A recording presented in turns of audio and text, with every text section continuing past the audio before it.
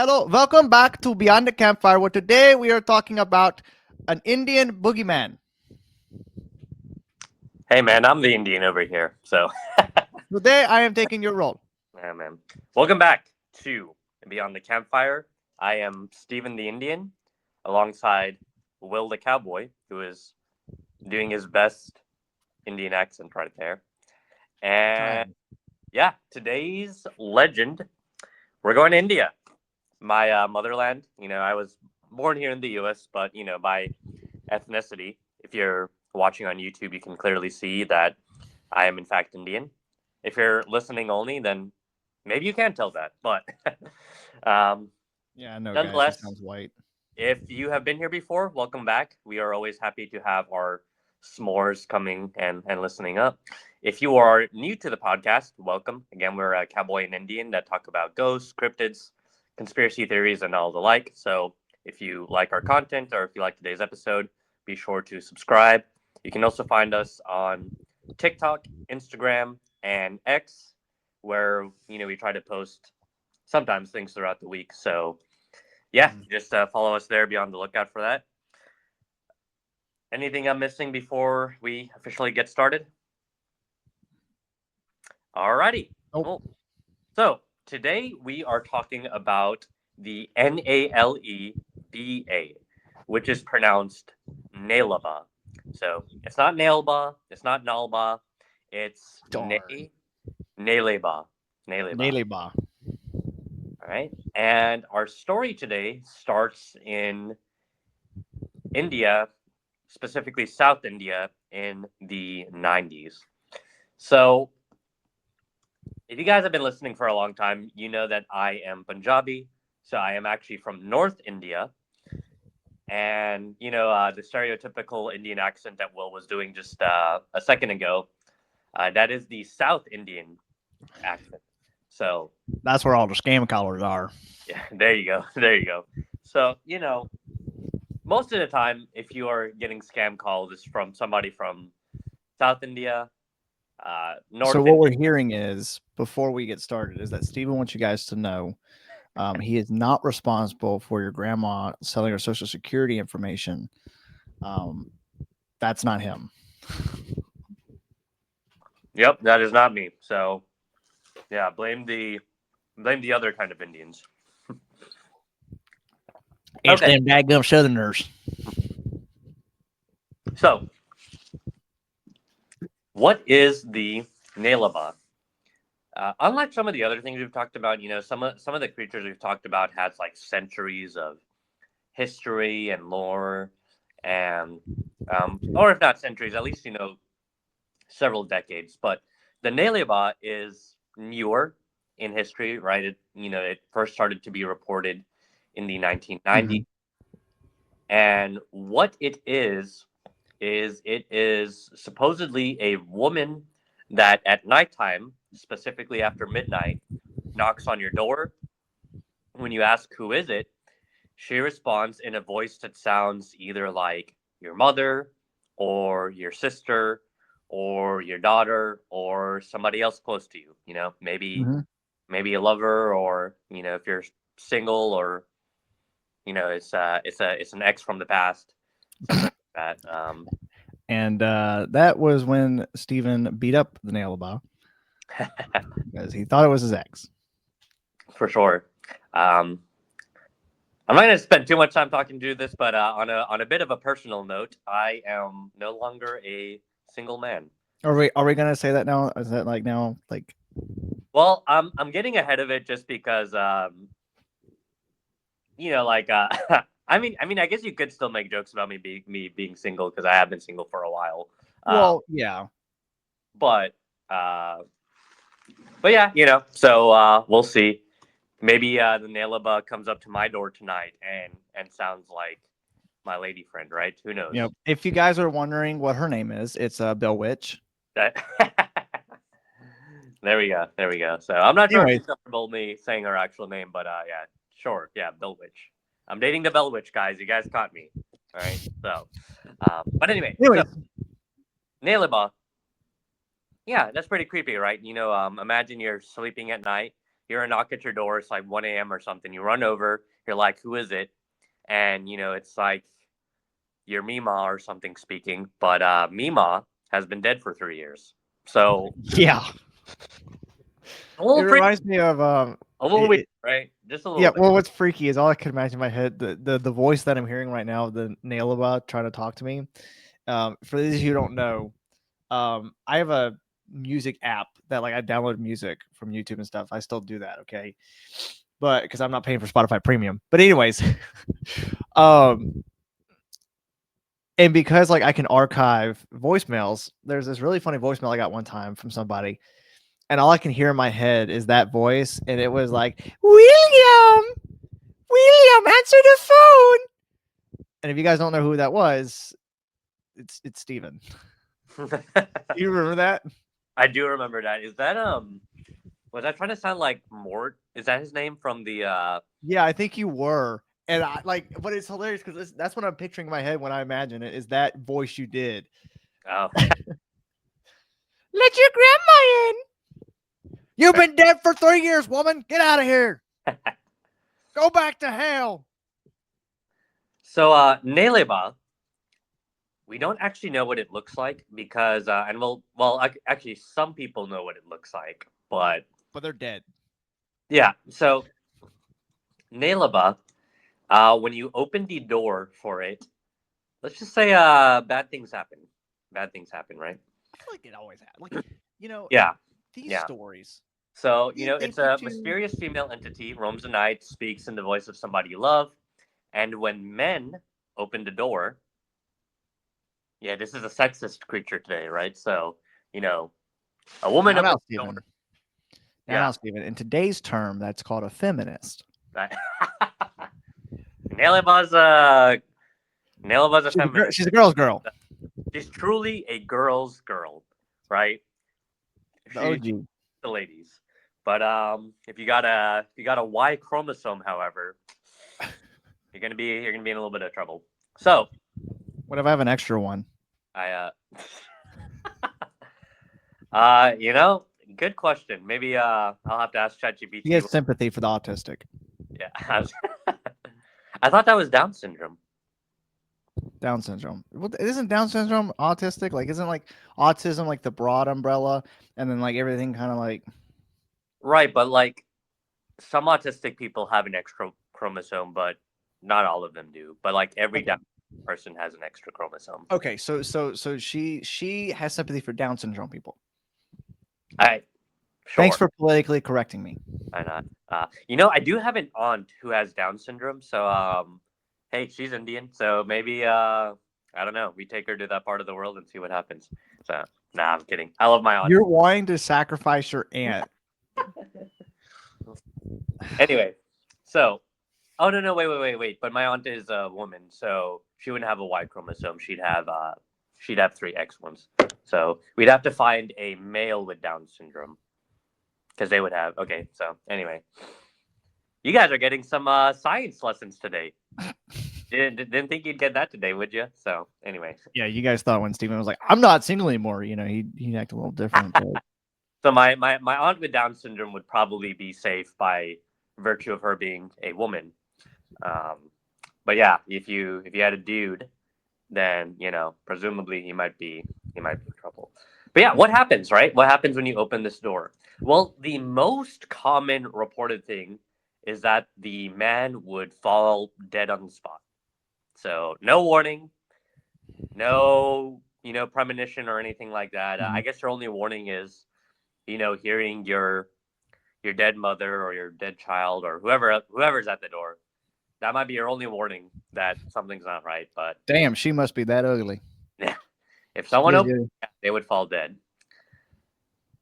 Other reports said that okay, maybe you didn't die, but you would get really, really sick, and then you would die. So those guys, poison. the ones that did get sick, they described her as being a ghostly pale woman with hair covering her face and hovering a few inches above the ground. The ones that did say they saw her face, like if they like parted her hair or something, because some of them tried to part her hair for whatever reason. Man, listen. If you're gonna come knocking on my door trying to sell me a vacuum, I got to see your eyes. Right, Vacuum salesman. the ones that were brave enough to Peel part, back the curtain, Clark. the ones that were brave enough to part her hair, yeah, very, very, very interesting set of circumstances. It What? would be a She woman without a face, so it'd be skin, Oh, but no eyes, no nose, no mouth, just a blankety blank face. So, okay. so in the 90s, people started to hear reports of the Nale Ba, and obviously you don't want the Nale Ba to come. Now, one thing that did seem to work for the men that did not open their doors, but actually was able to get the Nale Ba to run away, what they would say is they would actually say the word Nale Ba, which means in the South Indian language, I don't remember if it's Tamil or Telugu, uh, but that means come tomorrow. So they named the creature after the phrase that would make it go away. Yeah. So Nailaba means come tomorrow. So whenever a Nailaba would appear at your door, they would say Nailaba and it would go away. Now, however, it was a little bit risky to do that because sometimes you would say that, and guess what? It actually would come back tomorrow.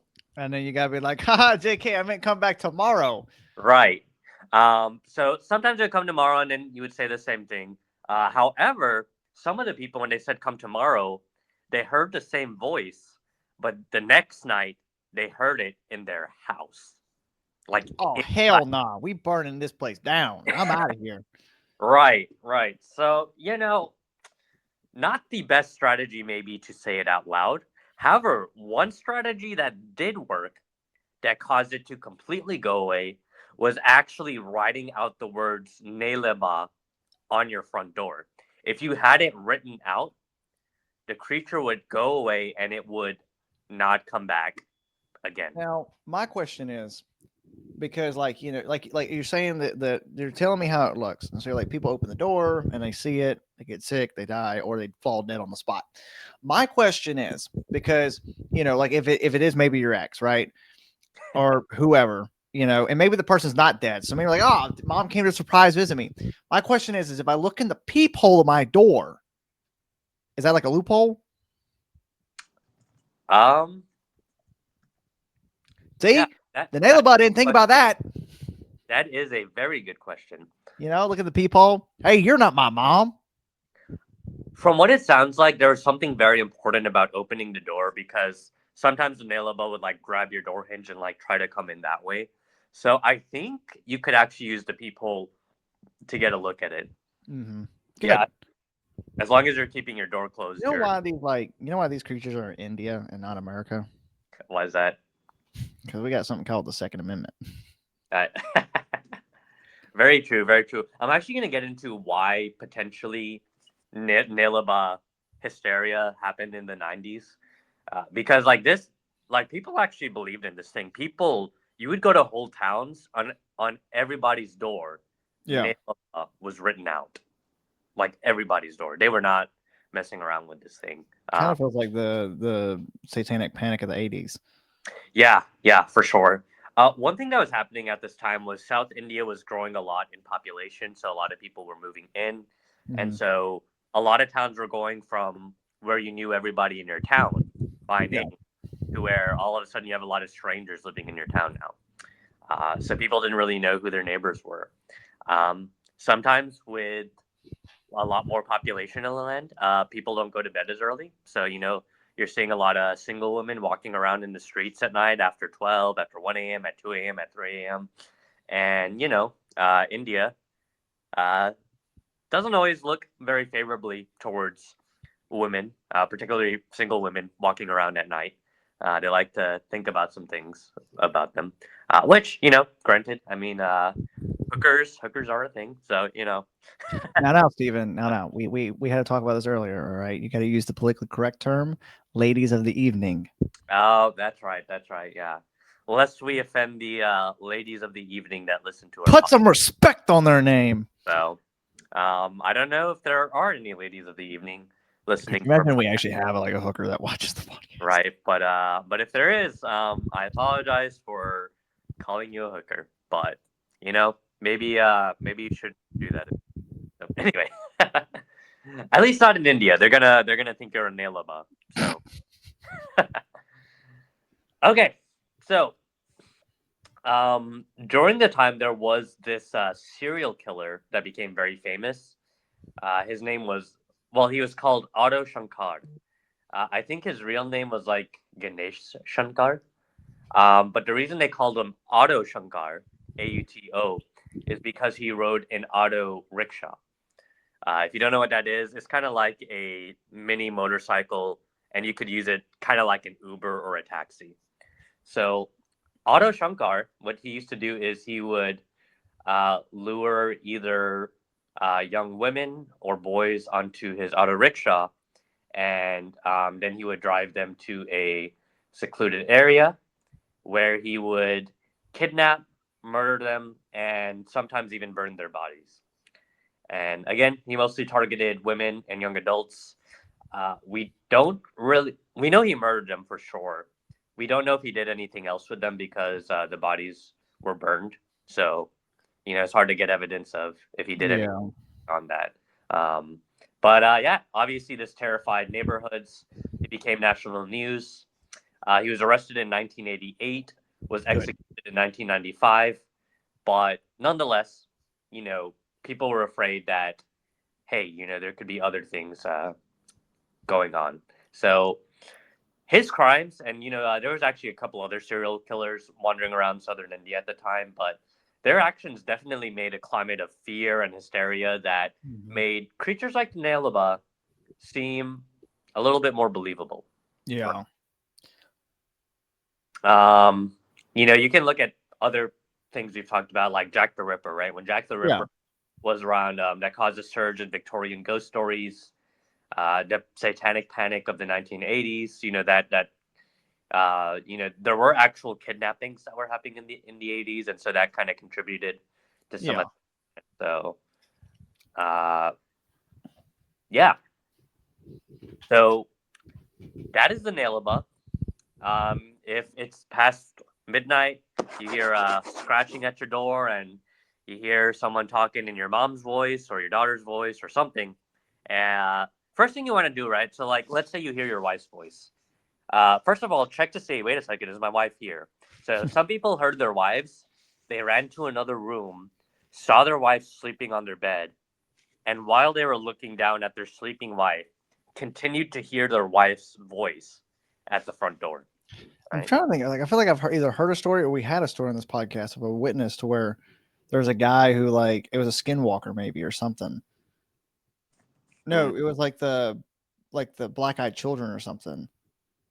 Maybe I'm trying to remember. There's like one story I feel like we've talked about or I've heard where it was like it wasn't the nail above some other creature, but it was like the same thing where it was um like there's a creature outside the house or something, and like the dude was like it was impersonating someone, and he was not going to bother with it or something.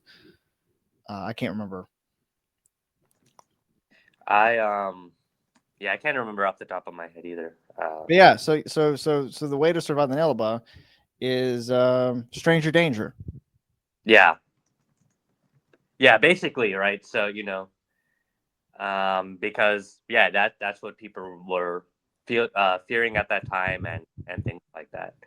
So last point I'll make, and then we'll end with our ChatGPT story. Is the Nilaba, people had theories that it was a woman that was murdered or killed, and she was now haunting the towns as revenge for the men that had killed her. In certain parts of India, like honor killings are still a thing. Uh, People would murder women for other reasons, and so it's just like there's a lot of women that could have had a grievance against a town or against a society because they were killed by um, a man, right? And so that Mhm. was that was definitely something that was going on. There are some traditions of like Hindu witches called like the Churals or the Shundais, and some people said, "Hey, this Nailaba matches a lot of the Hindu witches and spirits that we see in Hindu lore and Hindu literature. So some people say, hey, this is just the Hindu demons coming back again and manifesting themselves in modern times. Yeah. So there's a lot of theories. Uh, I do think that I'm kind of 50-50 on it. We can get into your theory. I think there's other things going on which made people more likely to believe in this creature that probably didn't exist.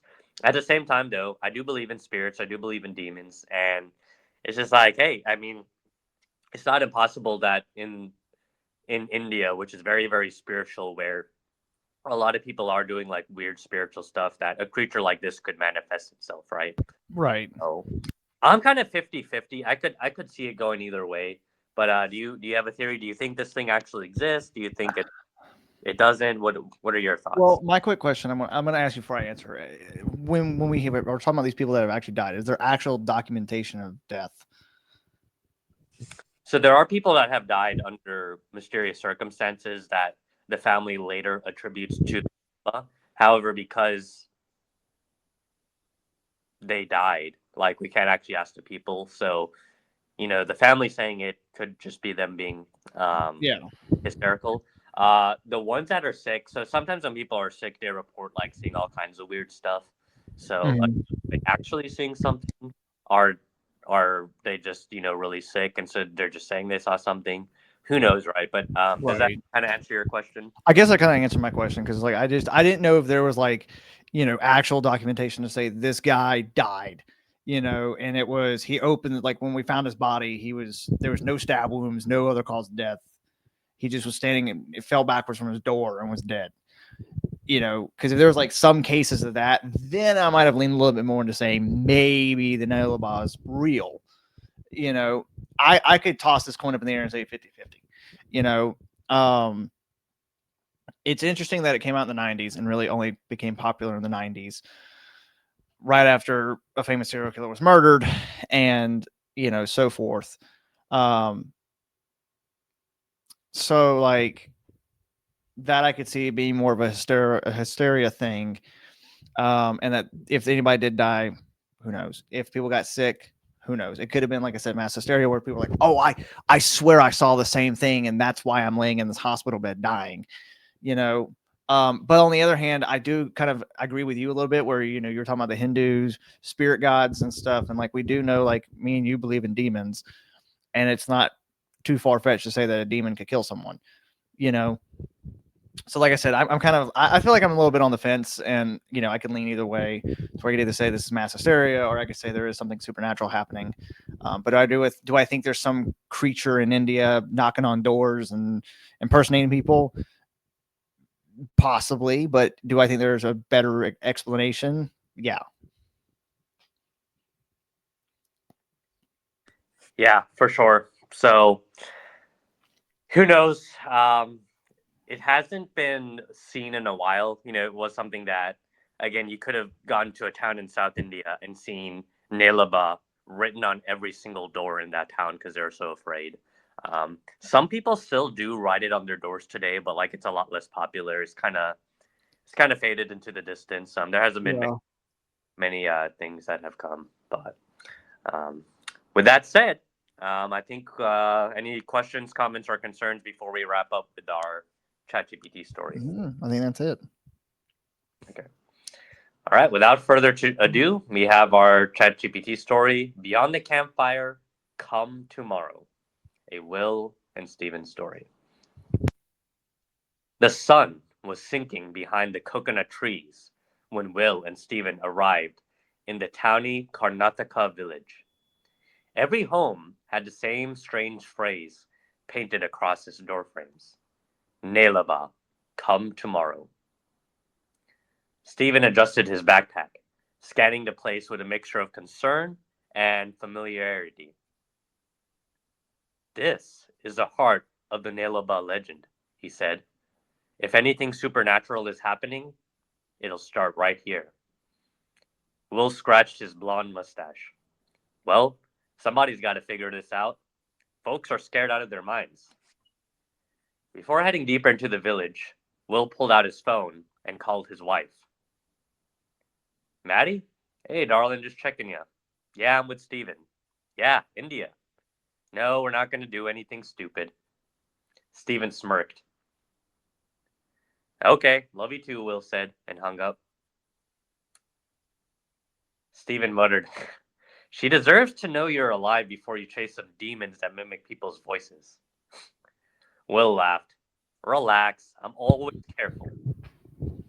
They explored until nightfall, interviewed villagers, examined doors covered with the protective markings, and listened to frightened stories about soft knocking, familiar voices, and men disappearing into the night.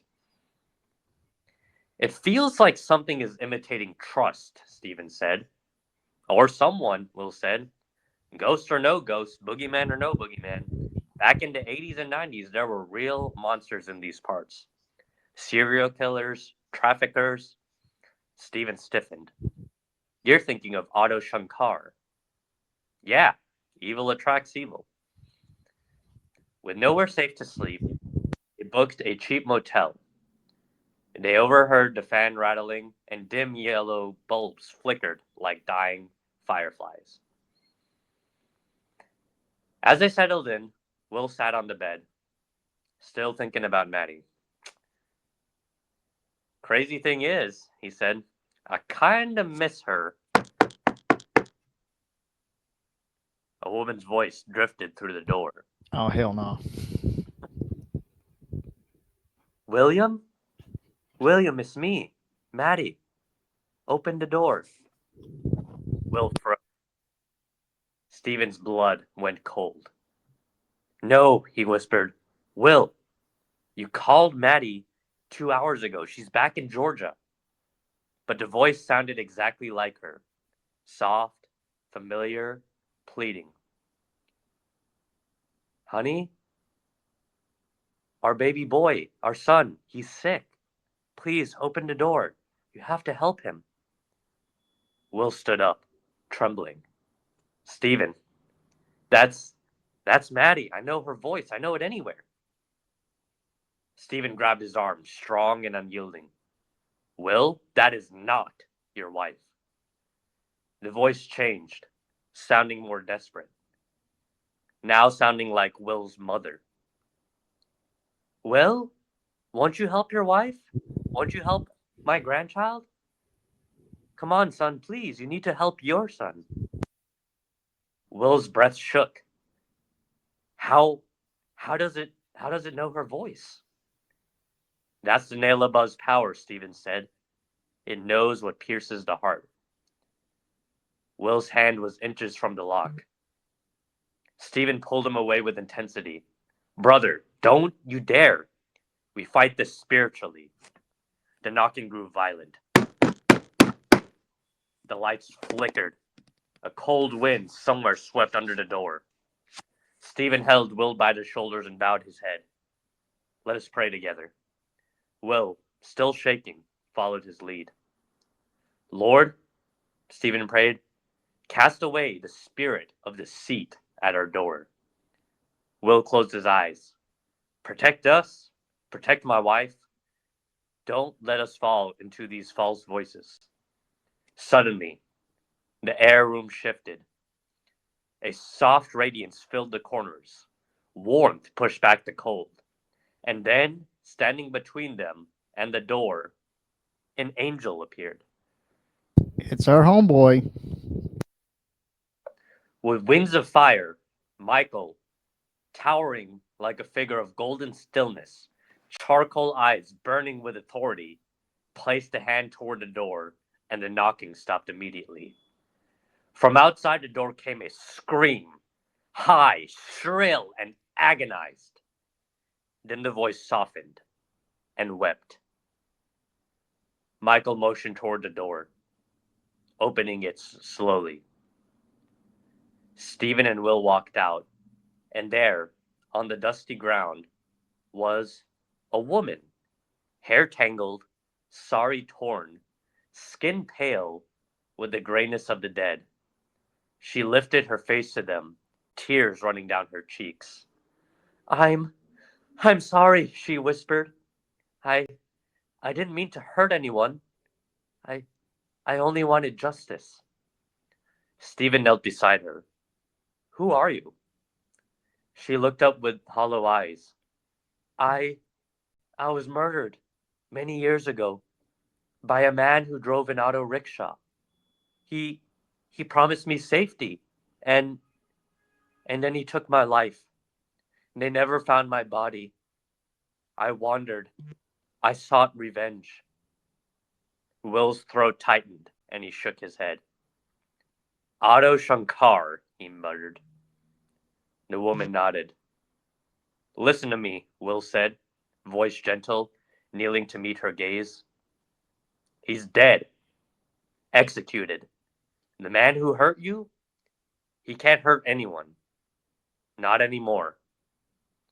She stared at him as though the news were too heavy to comprehend. Will continued. You don't have to wonder. You don't have to knock anymore. You're safe. Truly. Her sobs softened.